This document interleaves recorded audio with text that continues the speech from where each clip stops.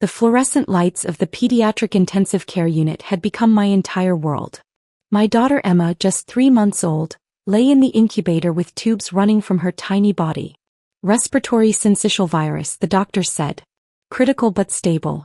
Those 2 words had become my mantra, repeated every time a machine beeped or a nurse rushed in to check vitals. I'd been here for 72 hours straight, sleeping in the uncomfortable vinyl chair beside her crib, leaving only to use the bathroom. The chair had left permanent indentations on my back. My clothes smelled like antiseptic and fear. I hadn't showered since we arrived.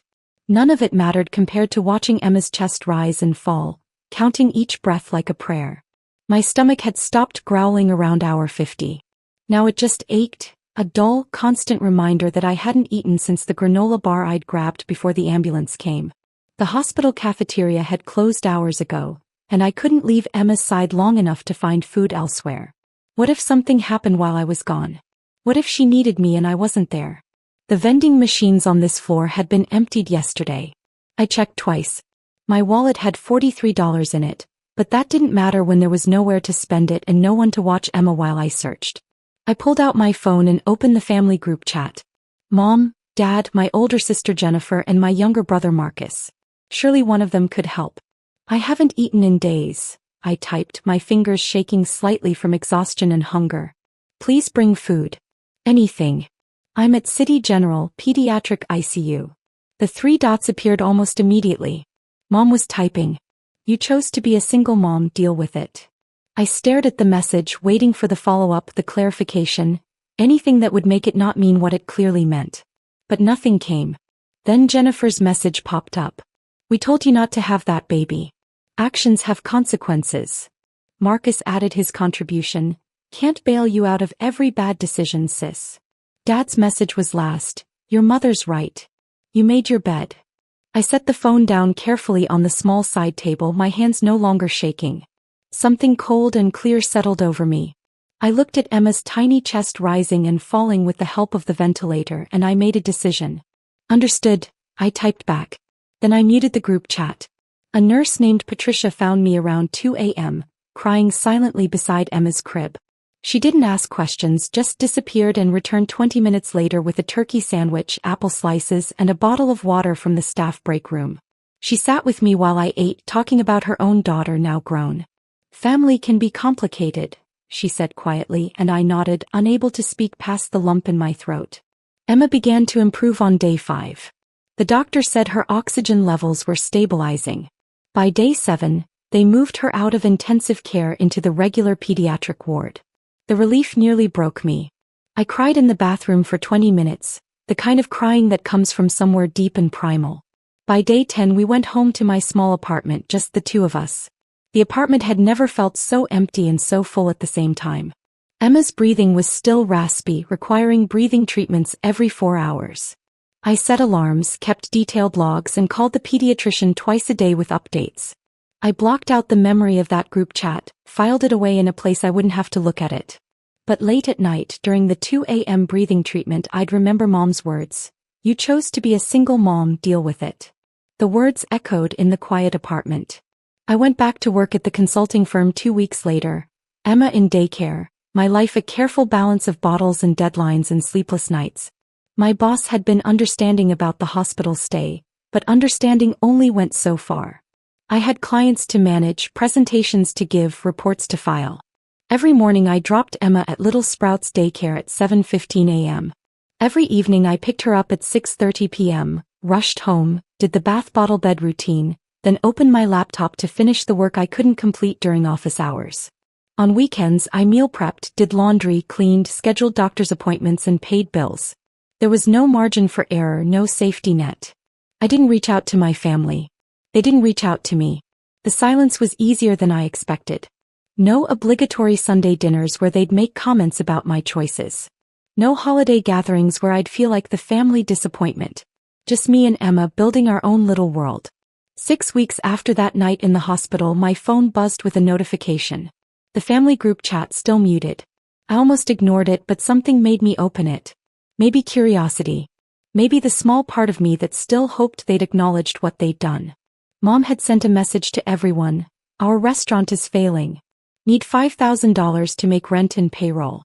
Can everyone chip in? I sat back against my couch, Emma asleep on my chest. Their restaurant, the one they'd opened 3 years ago with money from selling their house, pouring everything into a farm-to-table concept in the trendy downtown district. Harvest Moon, they'd called it. Locally sourced ingredients, craft cocktails, exposed brick walls. They'd talked about it endlessly at family dinners before Emma was born, their dream finally realized. The opening had been lavish. I'd been 7 months pregnant, standing in the corner while they toasted with champagne and posed for photos with local food bloggers. They'd never asked me to invest, of course. I was just the daughter who'd gotten pregnant by a man who disappeared the moment he saw the positive test. What could I possibly contribute? I'd heard through mutual acquaintances that business had been struggling. Competition in the downtown food scene was brutal. 3 other farm-to-table places had opened within 6 blocks. Reviews had been mixed. But I hadn't realized things were this bad. Jennifer responded first. I can do $500. Things are tight with the kids' tuition. Marcus, maybe $300? Just bought a new car. Dad, we're asking you kids because the bank won't extend our credit. This is serious. Mom, we could lose everything. 20 years of savings. Please. My fingers moved across the screen almost of their own accord. You chose to open a restaurant. Deal with it. I hit send and set the phone down. Emma stirred against my chest, making small sleeping sounds. I waited. The response came in seconds. Mom, how dare you? This is family. Jennifer, wow. Really showing your true colors. Marcus, that's cold even for you. Dad, your mother and I are shocked. After everything we've done for you. I didn't respond. I put the phone on silent and focused on my daughter. The next morning, a Saturday, my doorbell rang at 8:30 a.m. I checked the peephole and saw my mother standing there, my father beside her. Both looked older than I remembered. Mom's hair had more gray. Dad's shoulders were slumped in a way I'd never seen before. I considered not answering, but Emma was awake and happy in her bouncer, and I was tired of hiding. I'd spent too many years trying to please them, trying to earn approval that never came. What did I have left to lose? I opened the door but didn't invite them in. The morning air was cool. I was still in my pajamas, hair unwashed, but I stood straight. We need to talk about this, Mom said, her voice tight and controlled. Family helps family. Like you helped me when Emma was dying in the hospital? The words came out flat, emotionless. I'd practiced this in my head during sleepless nights. When I was starving and terrified and begging for a sandwich? Dad's face reddened the way it always did when he was embarrassed or angry. That was different. We were teaching you responsibility. You needed to understand the weight of your choices. By letting me starve while my infant daughter fought for her life. I shifted Emma to my other hip. She grabbed at my hair, oblivious to the tension. That's an interesting definition of responsibility. Tell me, what was the lesson? That my child's life didn't matter? That my suffering was deserved? You're being dramatic, Jennifer said, appearing behind them on the walkway. She must have been waiting in the car. It was 3 days. You didn't actually starve.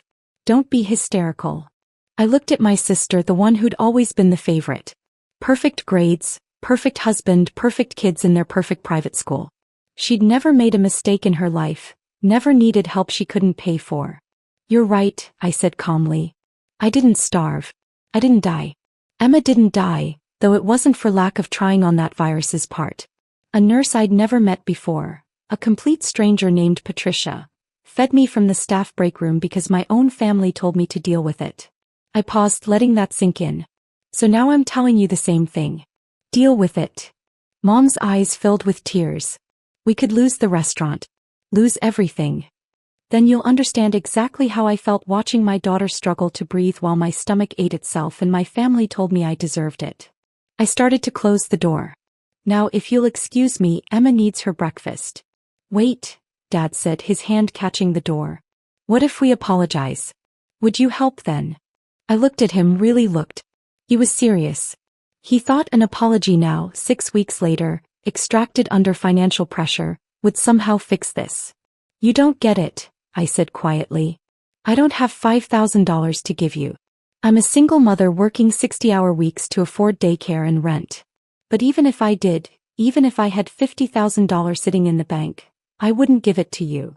Because you're vindictive, Jennifer spat. No. Because you taught me an important lesson in that hospital. You taught me that I'm on my own. That Emma and I are our own family now and we take care of ourselves. I smiled, but it didn't reach my eyes. I'm just being responsible. Isn't that what you wanted? I closed the door before any of them could respond, locked it, and walked back to the kitchen with Emma. My hands were steady as I prepared her bottle. Through the door I could hear them arguing on my doorstep, voices rising and falling. Eventually they left. The group chat exploded over the next few days. Messages fluctuated between guilt-tripping and anger, between pleading and accusation. I read them all but responded to none.